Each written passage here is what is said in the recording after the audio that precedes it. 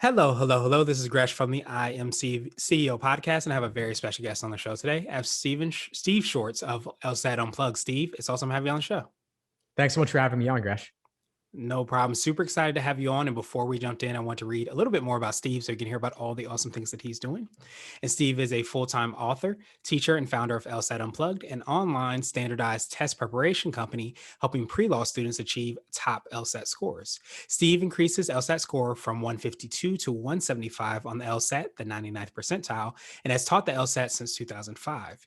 He hosts the LSAT Unplugged YouTube channel and LSAT Unplugged podcast with an audience of over 100,000 on LSAT and law school admissions. He's helped thousands of students get into the law schools of their dreams, win large scholarships, and become successful attorneys. Steve, are you ready to speak to the IMCO community? I'm ready. Let's do it. Let's do it then. So to kind of kick everything off, I wanted to rewind the clock a little bit, hear a little bit more on how you got started and what led you to kind of do all the awesome work you're doing now. Yeah, sure. Thanks. So basically, I was in college. I wasn't sure what I wanted to do. I thought maybe I'll go to law school, took the LSAT. After a very, very long struggle with the LSAT, I ended up succeeding on it, getting that 175. And so I started teaching it. And I really found I loved the LSAT. I loved teaching. And when it came time to submit my law school application, I was like, you know what? I'm not really sure I want to go to law school, but I know that I love what I'm doing now. Why don't I just keep doing it? And I've never looked back since. Nice. I absolutely love that. And as someone who has taken the LSAT and got kicked in the butt by it, I know it's not an easy thing, but I love that you found your love by in a kind of a different, unique way on the process of where you thought you were going to go. You found something kind of maybe in between or on the way. It sounds like it's even bigger and better. Yeah, I mean, definitely wasn't expecting this. It seems kind of accidental. It really was accidental, even though it's on the road, as you say. But I love what I do, and I found so many interesting things about the business side of it as well, and the content side of it as well, that I'm just having fun with it, honestly, still. Yeah, absolutely. And I think as someone who has taken the LSAT in the past, a lot of times I almost consider I've heard law school is even a language, but definitely the LSAT itself is a language as well too. So I love that you've been able to kind of translate that to help these future attorneys and people be able to do great things and showcase themselves to these top law schools. Yeah, thanks. I mean, it's good to know that you have the experience with it because you know how difficult it is. I mean, we could talk offline about the LSAT more if you want to, but I feel like the journey elements and the business elements of it are also like equally interesting too. Mm-hmm. Yeah, absolutely. So I wanted to drill down a little bit deeper because I know you're helping out, so many people in different ways. So could you take us through how you serve your clients, what that process looks like in those business parts of it as well? Yeah, sure. So, I mean, for a long time, I was doing the one-on-one, I was meeting one-on-one with students. I was tutoring them or teaching them. And over time, I found there were other ways to support students as well that helped me scale the business further and scale the number of people I could serve further as well. And so one step of that process was creating ebooks. I had written a lot of blog articles in the past. I'd created a ton of written material. And I found that was not able to support students as much as I would like because it was individual bite-sized pieces. I wanted to create something more comprehensive and give people a plan of attack for their studying. And so I created all kinds of different resources like guides, cheat sheets, checklists, written explanations, study plans that, it allowed me to create a much more comprehensive set of support materials than simply the random odd blog post here, blog post there. So that was one element. And that also helped me monetize at the same time. I also started teaching live classes that let me serve a greater number of students at once and provide the support at a lower price point as well. So another win-win there. One more interesting thing I've done lately, though, is I was already doing this pre-COVID, but I really scaled it up during COVID, was offering live online classes, not just on-demand videos, but live meetings over Zoom, connecting with a bunch of students simultaneously. And that also allows for easier recording as well. So that has a longer term function too. So that's where I'm focusing mostly now. Yeah, that makes so much sense. And definitely correct me if I'm wrong. It kind of sounds like you have different ways because I always feel like we, learn individually in our own unique ways. And sometimes by having different types of contents in different ways, it allows people to really get what they're looking for, which is that knowledge and information, but to be able to get it in an ebook or a course or the live classes or so many different ways, the podcast and all the awesome things you're doing as well, too, to be able to get that information and that knowledge. Oh, yeah. There's so many different mediums available now. Whenever I find a new one, whether it's something like TikTok or LinkedIn or Clubhouse, I'm thinking, how can I use this to share free LSAT information with a larger audience and provide more people with that kind of support. So yeah, you're absolutely right. Some people like the books, and I have books for them. If they like the live classes and the community there, that's fantastic. If they can't make the live classes or prefer to study solo, the videos can be great for them too. Yeah, absolutely. It's so important to kind of be where people are and understand what they're looking for and translate that message over to them. And so, what would you consider to be what I call your secret sauce, the thing you feel kind of sets you apart and makes you unique? Is it that ability to be able to translate in different ways on different platforms, or do you feel like it's something else that kind of contributes to your secret sauce? I would say, I mean, definitely being open to trying new things in the legal field, which is kind of can feel kind of static or stagnant sometimes. I feel like being always looking for the next opportunity to support people and the latest thing and experimenting with it. Some things may not work out at the end of the day, but it's worth trying. Like I found that like me talking about the LSAT on TikTok may not always be the most exciting thing. There are people who want that there, but I found that engaging with the TikTok community through stitches, all the different tools that TikTok allows, like stitching with videos or creating duets or comment responses, that tends to get more traction there and be a little bit lighter than covering a logic game in a 1 minute video, which may Yeah. not be the right medium, right content for the medium. So I experiment and try things out, but also I'm really looking to create community and foster connections between students rather than simply lecturing the supposed perfect answer. So those are two things I really strive to do. Yeah, that makes so much sense. And I think that I say so often, and you might definitely have been alluding to this and talking about this as well, too. We forget about that human aspect, that community feel in business.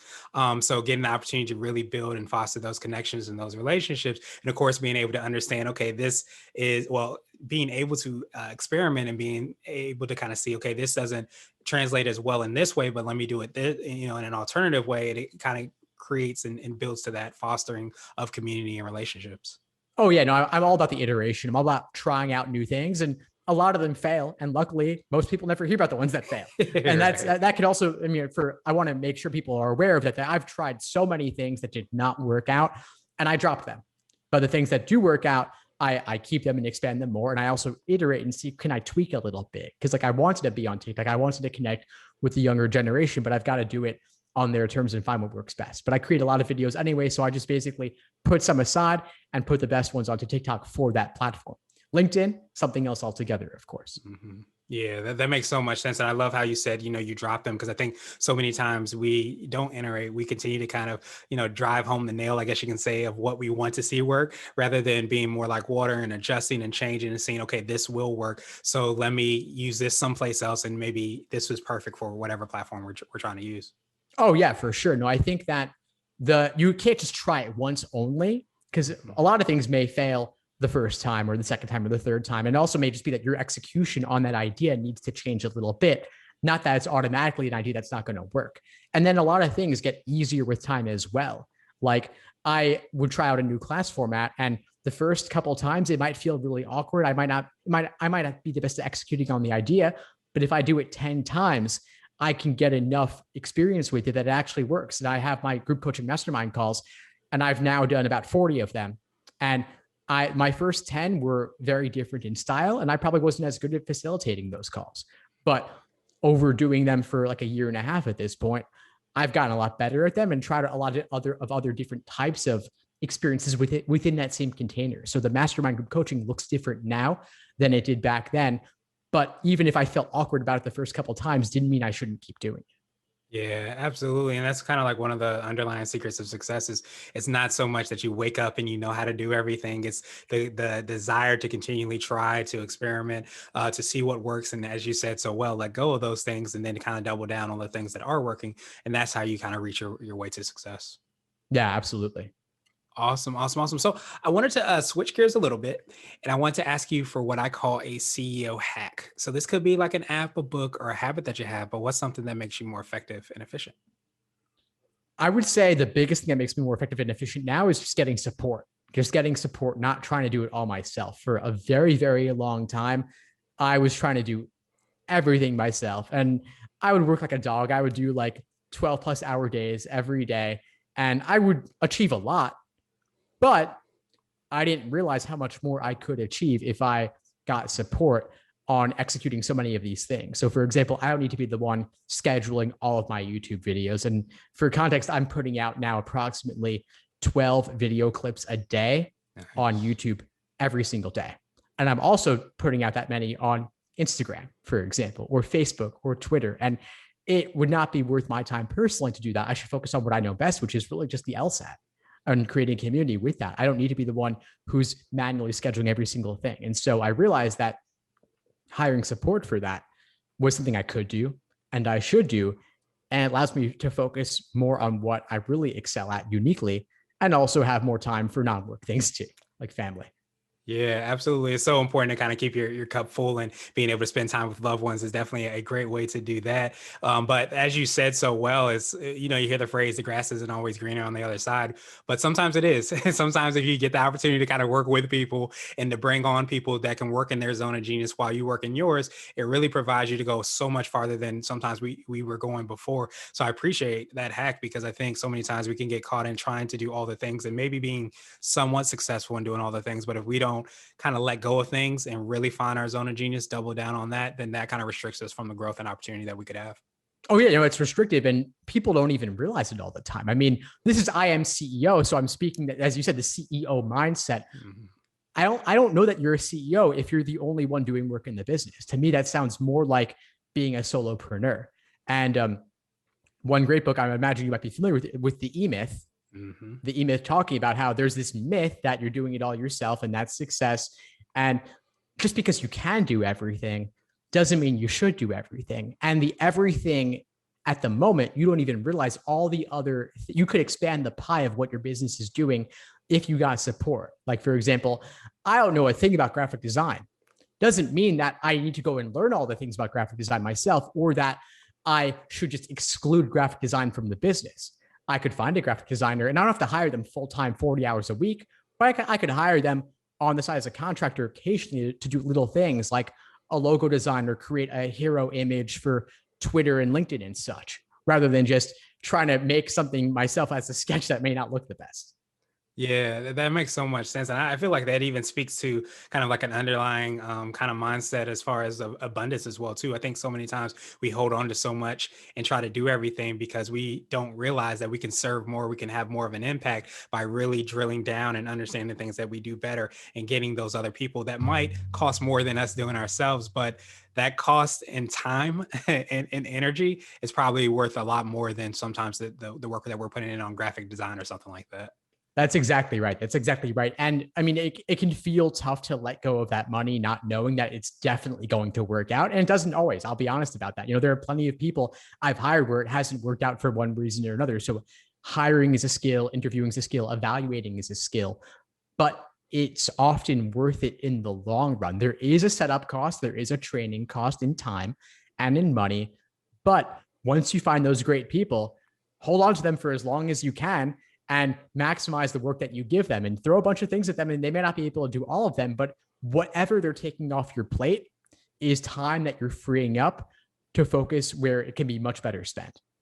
Yeah, that makes so much sense. I think there's some quote that says, if you can find somebody that can do what you do at least 80%, as well, then you should definitely get it off your plate, because sometimes we don't realize that they have an opportunity to grow, but they also can give you that opportunity to work on other things as well too. And so would you consider that to be what I call your CEO nugget? So this is kind of a word of wisdom or a piece of advice. Is it that importance of being able to kind of understand your zone of genius and bring those team members on, or would you consider something else that you would tell your younger business self? Oh yeah, I mean, that's the biggest thing I wish I had told my younger self. And I mean, I've been doing this since 2005, full time since 2008, and we're now speaking 2021. I mean, I wish I had done this from the beginning. Honestly, there were so many things I was doing myself that if I had taken those things off my plate, I could have achieved far beyond where I'm at now if I had done it back then. And even now, I'm still thinking, okay, well, what are the obligations I could take off my plate? But the nugget would definitely be to remove some of those things, remove as much from my plate as possible, except for my one unique zone of genius.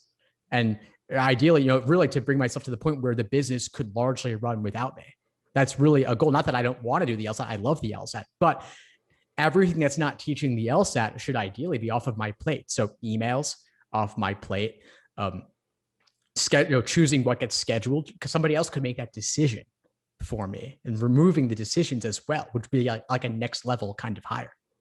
Yeah, absolutely. And that's extremely a powerful thing and statement, because I think so many times we don't realize that even us making decisions is energy that we could be taking off our plates. And I think some of the most successful people wear the same things every day because they don't have to worry about making that decision, spending that energy there. They can spend it, in so many other places. But I love that what you said as well too about really, I think looking at the process of building a business or growing as a process. And I think so many times we think that every hire we make is going to be somebody that is going to work with us for 20 years. Sometimes it works out, sometimes it doesn't. But I think if we go into it and understand that, okay, we have to bring people on and we try to find those, sometimes it's going to work, sometimes it's not. Just like with the experimentation we talked before, that kind of gets us ready for the steps that it does take to reach that success. Oh, for sure. I mean, I hired a couple of people, and luckily, a couple of my early hires were fantastic, and I still work with them. There are many people who have come and gone along the way, though. But I definitely look for people to be long term, because a lot of the tasks I have for them are repeatable, and I'll need them presumably for a very, very long time. But it's worth finding those people, because even though the setup costs can feel high in the moment, on a long enough timeline, it actually becomes quite low. And whatever instructions you give them, whatever training you give them, you can systematize that and make it like an assembly line where you can reuse a lot of that and apply it to the next person, and their onboarding will be smoother. Yeah, absolutely. It's definitely lots of E-Myth messages here, because it's so important to be able to kind of do that and create that opportunity, create that kind of training system by bringing on one person. It allows you that opportunity, or especially if you document it, that way to bring on other people to have that person backfill the new person you brought. You really get to create that system and that opportunity to really grow and make a huge impact. Exactly. Exactly. I'm now at the point where I have approximately 10 different virtual assistants I'm working with Nice. consistently. And I found at this point, okay, well, now it's feeling like a pain for me to actually approve each individual task and assign them the next task. And so I started looking for an operations manager to Mhm. it's that next level where they're making the decisions. And that's a process that I've only been doing for a couple of months now, but I can already see what a game changer it is. And it's one of those things where I knew I needed that level of support for like a year. My friend kept pushing me, and finally I went and took the plunge. And I had to try out a few different people, to be honest. It was that itself wasn't easy, because it was also a more important hire. I wanted to make sure I was getting the right level of support on that.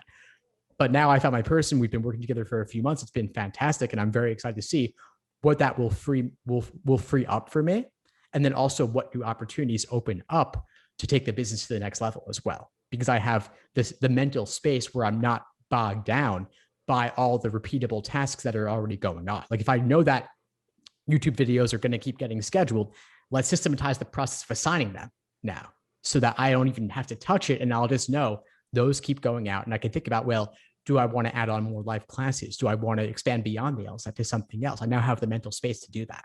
Yeah, and that's extremely powerful, and we sometimes don't realize the limits in our resources as far as time, energy, and money, to some degree too. But if we start to understand that, we can basically focus on the things that are basically moving the needle forward, as long as we get that foundation in place. And so I know you touched on this a little bit, so I want to ask you my absolute favorite question, which is the definition of what it means to be a CEO. And we're hoping to have different quote unquote CEOs on this show. So Steve, what does being a CEO mean to you? Oh wow. Okay. So I think being a CEO to me, it's a lot of what I've been talking about. Honestly, I would say it's about looking at the business operations as a system that that don't require me to handle each individual part. It's about recognizing that there can every task to define the different tasks, and then have systems in place to move the tasks from one stage to the next, and look at the business as being able to run without me.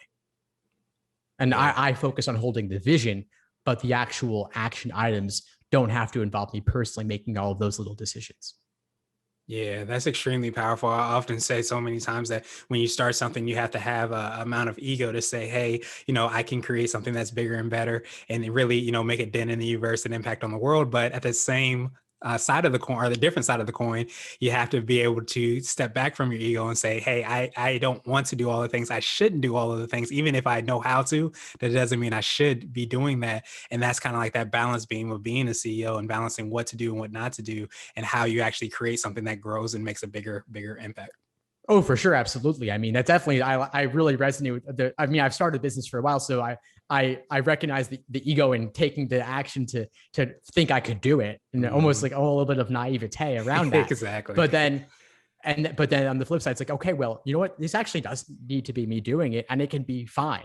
And maybe it can be only 80% accurate, or alternatively, somebody else could be doing things better than I can do them myself. And then I started thinking, well, a lot of these things can be done without me and go perfectly fine. So I'm like, well, what do they need me for? Like, it's like, well, I mean, in my business, I mean, it's a lot of it is like teaching the LSAT specifically, but I've also hired instructors as well.